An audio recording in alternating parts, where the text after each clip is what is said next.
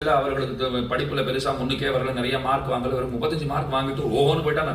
அவன் பாட்டுக்கு போட்டேன், எனக்கு அதை பத்தி கவலையே கிடையாது. நான் போறதைத்தான் நான் பார்ப்பேனே தவிர இன்னொருத்தன் போனா நான் போகலையான்னு நான் பார்த்து நின்றுட்டு இருந்தா நான் ஒரே இடத்துல நிற்க வேண்டியதுதான். இப்படித்தான் இருக்கிறோம். அப்ப நம்ம பேர்ல வைக்கிற குற்றச்சாட்டு என்ன அப்படின்னா, நீங்க அந்த நாள் ஆடாத ஆட்டம் ஆடிட்டீங்கோ, சரி இருக்கலாம், நான் இல்லைன்னு கூட சொல்லல, இல்லைங்கிறது என் கருத்தா இருக்கலாம், அதை கூட நான் முன்ன வைக்கல, அப்படி இருக்கவும் செய்யலாம். சரி, அதற்கு இவத்தை நாங்கள் பட்டுத்தான் ஆகணும்னா தயாருங்கிறோம். இதுக்கு மேல நம்ம வேற என்ன சொல்ல முடியும்? நாங்க தயாரா இருக்கோம், படுறோம். சரி, இன்னும் எத்தனை காலம் படணும்? படுறதுக்கு தயாராகத்தான் இருக்கிறோம். ஆனால் இறைவனுடைய அருட்பார்வை பெற்றிருக்கிறோங்கிறது உண்மையாக எல்லாரும் பெற்றிருக்கிறோம் இல்லை. நீங்கள் பொறுமையாக இருப்பவர்களாக இருப்பின் உங்களுக்கு கிடைக்க வேண்டியதை கிடைக்கிற நேரத்திலே, தர வேண்டிய நேரத்திலே அவசியமாக பகவான் தந்தருடுவான். இது எந்த குலத்தை சேர்த்து நீங்களும் அந்த மாதிரி பொறுமையா இருந்திருக்கலாம், உங்களுக்கு இனி கிடைச்சிருக்கலாம், அதையும் ஒப்புக்கிறேன். இப்ப சொல்றாள் இல்லையோ, பிற்படுத்தப்பட்டவர்கள் எங்களுக்கு இன்னைக்கு கிடைச்சிருக்குன்னா அன்னைக்கு பொறுமையா இருந்தோம், இருக்கலாம், அதற்குண்டான பரிசாக கூட இதை பகவான் கொடுத்திருக்கலாம். இங்க அடிப்படையே என்னன்னா, இது நீங்கள் போராடி பெற்றதுன்னு நீங்கள் சொல்லுகிறீர்கள், இறைவன் அருளியதுன்னு நாங்கள் சொல்லுகிறோம். இவ்வளவுதான் வேறுபாடு. இது பகவான் போட்ட பிச்சை, எங்களை ஓஹோன்னு வச்சிருந்தானா அதை அவன் போட்டு அவர் அந்த இடத்துக்கு போறார். அவ அப்பா பராசரர் அனுப்பிச்சார், நீ போ, பல இடங்களுக்கு வெளியில போனாதான் எப்படி நடந்துக்கணுங்கிறது உனக்கு தெரியும். வியாசர் போனார், ஓஹோன்னு மரியாதை கொடுத்து ஜனகர் அவர் சபையில என்ன பண்ணார், பெரிய ஆசனம் கொடுத்து தன் பக்கத்துல உட்காந்து வச்சுட்டார். 2 நாள் இப்படி உட்காந்து வச்சுட்டார். 3ஆம் நாள் சொன்னார், இல்ல 2 நாள் மரியாதையெல்லாம் உரிய மரியாதையெல்லாம் கொடுத்தாச்சு, அப்படி போய் அங்க உட்கார்ந்தா கூட நன்னா இருக்கும், அங்கேயும் அதே மாதிரி ஆசனம் போட்டிருக்கு, இன்னில இருந்து அங்க உட்காரும் அப்படின்னார். ஒரு 4 நாள் அப்படி உட்கார்ந்தார். அதுக்கப்புறம் ராஜா சொன்னார், இன்னைக்கு யாரோ 2 வேற பெரியவா வரேன்னு சொல்லியிருக்கா, அந்த கடைசியில போய் உட்கார் அப்படின்னார். அங்க போய் உட்கார்த்து வைத்தார், அங்கே உட்கார்ந்தார். அப்புறம் இன்னும் நிறைய பேர் வந்துட்டா, நீங்க கொஞ்சம் நிக்க வேண்டியிருக்கும், பின்னாடி 3ஆம் வரிசையில நின்றுக்கோங்கன்னுட்டா. அவர் நின்று கொண்டு இருந்தார். நானா என்ன கேட்பேன், என்ன நினைச்சிட்டு இருக்கோம் உன் மனசுல, முதல்ல உன் பக்கத்துல உட்காந்து வச்சேன். நானா கேட்டேன் உன்ன, எப்ப அத்தனை பெரிய மரியாதையை கொடுத்துட்டியோ கடைசி வரைக்கும் அதை கொடுக்கணும். நிறைய சொல்லுவார்கள், திருவல்லிக்கேணியில ஒரு பெரியவர் இருந்தார். இப்ப பெரிய பெரிய திவ்ய தேசங்கள்ல இந்த மங்களாசாசனம்னு ஒண்ணு உண்டு. அது ஜீயர் சுவாமிகளாக இருப்பவர்கள், பெரிய ஆச்சாரிய புருஷர்களாக இருப்பவர்கள், அவர்களெல்லாம் அழைச்சிட்டு போய் இந்த பெருமாளை சேவை பண்ணி வைக்கிறது.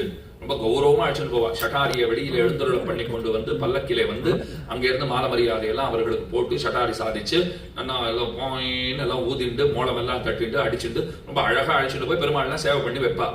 திருவள்ளிக்கேணில தினந்தோறும் சன்னதிக்கு போறவர் ஒரு பெரியவர். இது ஒரு 50-60 வருஷத்துக்கு முந்தைய செய்தின்னு வச்சுக்கோங்க. டெய்லி கோயிலுக்கு போறவர், ரொம்ப படித்தவர், பெரிய வித்வான், பெரிய குலத்திலே பிறந்தவர்.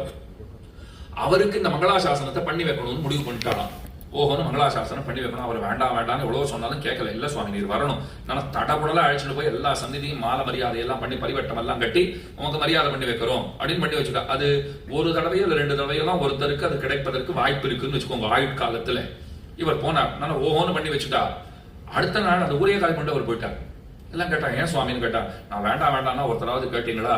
இப்ப ஒரு நாள் இப்படி தடப்படலாம் அழைச்சிட்டு போயிட்டு வந்துட்டு டெய்லி கோயிலுக்கு போயிட்டு இருந்த ஒரு ஆசாமி இப்ப நீங்க எல்லாம் கெடுத்து வச்சுட்டீங்க. என்னன்னா, இத்தனை அனுபவிச்சு நாளைக்கு வெறுமை நானும் 10 பேரோட 11ஆவது ஆளா போகணும்னு வச்சுக்கோங்க. முதல்ல போயிட்டு இருந்தப்போ அது பிரச்சனையா தெரியாது. இத்தனை கௌரவத்தை கொடுத்துட்டு நாள்ல இருந்து நேற்றுக்காக நேத்தே முடிஞ்சு போச்சு, நீங்க என் கூட வந்து நில்லுன்னா அது நல்லா இருக்குமா? அது மனசு ஒப்ப மாட்டேன் என்கிறது அப்படின்னு வேடிக்கையா சொன்னாராம். அதை போல வியாசரை நடத்திருக்கா. வியாசர் கவலையே படலை. கடைசியில ஜனகர் கேட்டாராம், நான் இவ்வளவு பண்ணேன் ஒண்ணுமே சொல்லலையேன்னா, அவர் உப்ப போல, கோழியை போல, கொக்க போல இப்படி எல்லாம் இருந்திருக்கார். அது இன்னொரு நாள் சொல்றான் அந்த கதையை. இப்படி இருந்திருக்கார். அவர் என்ன தெரியுமா சொல்லிட்டார், எனக்கு அதை பத்தி தான் கவலை இல்லையே, நேத்தைக்கு பகவான் நம்மை அப்படி வைக்கணும்னு நினைச்சார், உன் பக்கத்துல உட்காந்து வச்சார். இன்றைக்கு பகவான் இங்க 3ஆவது வரிசையில ஏதோ 4-5 பேர் பெரிய பெரிய வித்வான்கள்லாம் சில பேர் உட்காந்து வச்சிருக்கீங்க, அவ பின்னாடிதான் நான் நிக்கணும்னு இருந்தது, நான் 5ஆவது வரிசையில் தான் நிக்கணும் நான் இருந்ததுன்னா நின்றுட்டு போறேன், எனக்கு என்ன பெரிய கஷ்டம், இதுவும் அவனுடைய இச்சைன்னுட்டார். ஜனகரை பார்த்து அழகா ஒரு வார்த்தை சொன்னார், இது எதையுமே செய்ததாக நீ எண்ணுகிறாய் போலும், இதெல்லாம் நீ பண்ணல, அவன் பண்ணிட்டு இருக்கான். ஜனகர் என்ன சொன்னா, இப்படி எல்லாம் பண்ணேன். ஐயோ, அந்த குற்றத்தை நீர் ஏன் சுமக்க வேண்டும்? நீர் அதெல்லாம் ஒண்ணுமே பண்ணல, இதெல்லாம் அவன் பண்ணான். இந்த நிலைப்பாட்டை நாம எடுத்துட்டோம்னால் நாம உயர்ந்தவர்கள். ஆனா இதுல ரொம்ப பெருமைக்குரிய விஷயம், இந்த சமுதாயம் இந்த விஷயங்களை எல்லாம் அறியாமலே இந்த நிலைப்பாட்டை என்றைக்கோ எடுத்து விட்டது.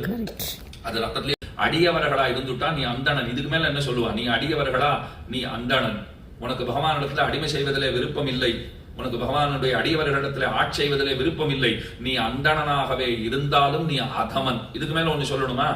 இதை சொல்லி வச்சிருக்கு சாஸ்திரம். நீ அந்தணனாகவே இருப்பேன், உனக்கு பக்தி இல்லைன்னா உனக்காட்டிலும் தாழ்ந்தவன் இல்லை. நீ எத்தனை தாழ்த்தப்பட்டவனாக இருந்தாலும் உனக்கு பக்தி இருக்கிறதா, நீயே அந்தணன், அவ்வளவுதான். நீயே அந்தணன்னா உடனே பூணூல போட்டு சந்தியாவந்தனம் பண்ணணுங்கிறது இங்க அர்த்தம் கிடையாது. புரியுறதா உங்களுக்கு? உடனே அப்படி நேரடியா உடனே அர்த்தம் பண்ணி கொண்டு விடக்கூடாது. அப்படின்னா அப்புறம் அவருக்கு பூணுல போட்டு அவரையும் கூட இணைத்துக் கொண்டு அதை இங்கு சொல்லவே படவில்லை. நீ என்னை விட வசந்த வேண்ட நான் இதுக்கு மேல என்ன வேணும் அப்படி வைத்துக் கொள்ளுங்கள். ஆனா இஸ்கான் என்ன செய்கிறதுனா இந்த மாற்றம்ங்கிறத செய்கிறது. அதுல ஒரு பிரச்சனை வந்தது.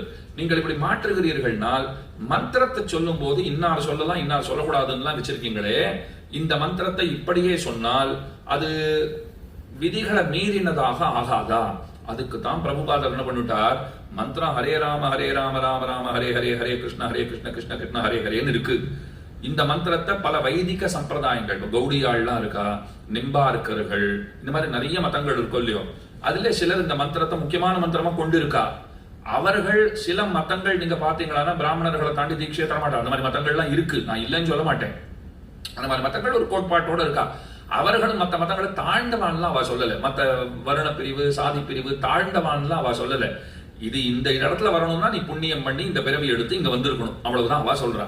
இப்ப இந்த மந்திரத்தை இப்படியே பலருக்கும் போதித்தால் அதை மத்த பேர் விரோதிப்பார்கள்னு தெரிய வந்தது. அவர் என்ன பண்ணிட்டார், மந்திரத்தை மாத்தி வச்சு உடனே இப்ப அது அந்த மந்திரமே கிடையாது அவ்வளவுதான். ஹரே ராம ராம ராம ஹரே ஹரே நீங்க நல்லா சித்தனதோ சொல்ற பாக்கியம் கிடைச்சது, கேட்கிற பாக்கியம் கிடைச்சது சொல்லியது. ஹரே ராம ராம ராம ஹரே ஹரே ஹரே கிருஷ்ண கிருஷ்ண கிருஷ்ண ஹரே ஹரேன்னு இருக்கா.